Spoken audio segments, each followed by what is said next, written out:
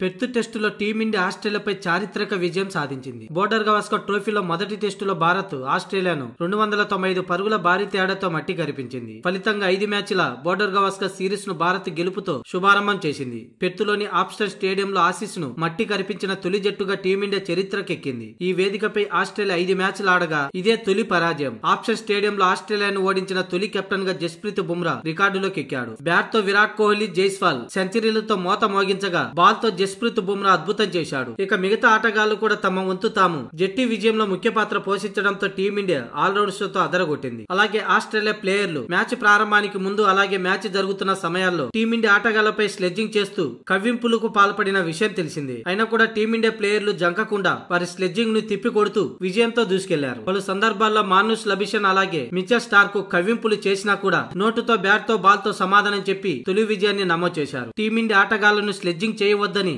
Australia ఆటగాళ్లకు McGrath ఈ match కు ముందే సూచించినప్పటికీ ఆట మధ్యలో టీమిండియా ఆటగాళ్లను రెచ్చగొట్టారు. టీమిండియాను ఎంత రెచ్చగొడితే అంత అద్భుత విజయాన్ని అందుకున్నారు. ఇదే విషయంపై మ్యాచ్ అనంతరం మెగ్రాత్ మాట్లాడుతూ టీమిండియాను ఓడించాలంటే తెలివిగా శాంతియుతంగా ఉండాలి. స్లెడ్జింగ్ చేయవద్దని నేను ముందే చెప్పా, కానీ వినలేదు. వాళ్ళను పదే పదే రెచ్చగొట్టే ప్రయత్నాలు చేశారు. భారత్ వికెట్లను తీసేందుకు మంచి ప్రణాళికలు లేకపోవటం అలాగే టీమిండియాను తేలిగ్గా తీసుకోవటం కూడా ఓటమికి ప్రధాన కారణమైందని మెగ్రాత్ తెలిపాడు. క్రీజులో బ్యాటర్లు నిలదొక్కునేందుకు టైం తీసుకుని ఆడాలి. మంచి భాగస్వామ్యాలు నెలకొల్పితే ఆస్ట్రేలియా భారత్ కు పోటీనిచ్చి ఉండేది. కానీ టీమిండియాను లైట్ తీసుకోవటమే ఓటమికి ప్రధాన కారణమని మెగ్రాత్ అన్నాడు.